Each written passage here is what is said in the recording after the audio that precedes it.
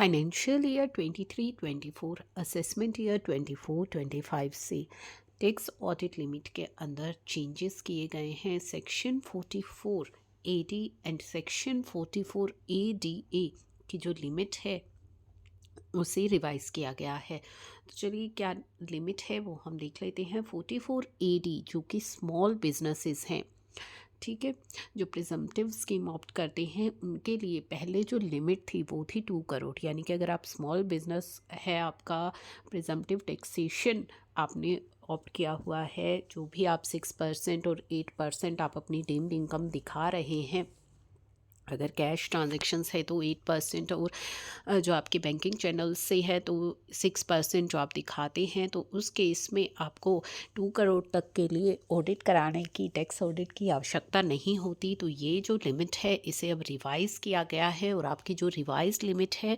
वो हो जाएगी 3 करोड़। लेकिन इस 3 करोड़ की जो लिमिट है इसके साथ कुछ कंडीशंस हैं। इंक्रीज इन लिमिट जो है उसके साथ एक कंडीशन लगाई गई है कि 95% ऑफ रिसिप्ट जो है आपकी वो ऑनलाइन मोड से ही होनी चाहिए, यानी कि केवल 5% और उससे कम ही आपका कैश मोड होना चाहिए।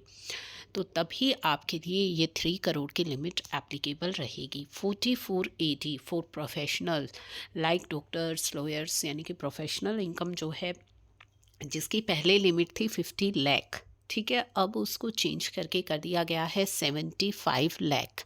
लेकिन इस 75 लाख की जो लिमिट है उसके लिए भी सेम कंडीशंस एप्लीकेबल रहेंगी कि आपकी 95% of receipt cash other than cash होनी चाहिए, 5% या उससे कम ही आप कैश लिमिट रख सकते हैं।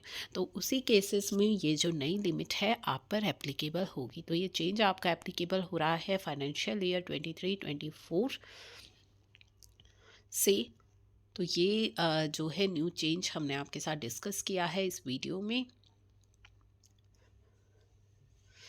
फॉर बिजनेसेस जिनकी gross receipt more than 1 crore है in a financial year are liable for tax audit, ठीक है। अब यहाँ पे जो है हम प्रिजम्पटिव टैक्सेशन से जुड़ा एग्जाम्पल भी देख लेते हैं कि मान लीजिए आपकी जो है ग्रॉस रिसिप्ट 17-18 की 1.5 करोड़ है और ड्यूरिंग द ईयर अगर आपको 70 लाख रिसीव हुए हैं नॉन डिजिटल ट्रांजैक्शंस यानी कि कैश पेमेंट, और 80 लाख आपको डिजिटल ट्रांजैक्शन से रिसीव हुए हैं, तो उस केस में आपकी जो इनकम है वो किस तरह से कैलकुलेट की जाएगी। यानी कि जो आपकी कैश रिसिप्ट है उसका तो आपको 8% अपनी डीम्ड इनकम मान लेना है और जो आपका नॉन कैश है उसका 6% आपको अपनी डीम्ड इनकम मान लेना है। तो आपकी टोटल इनकम 10,40,000 हो गई इस केस में।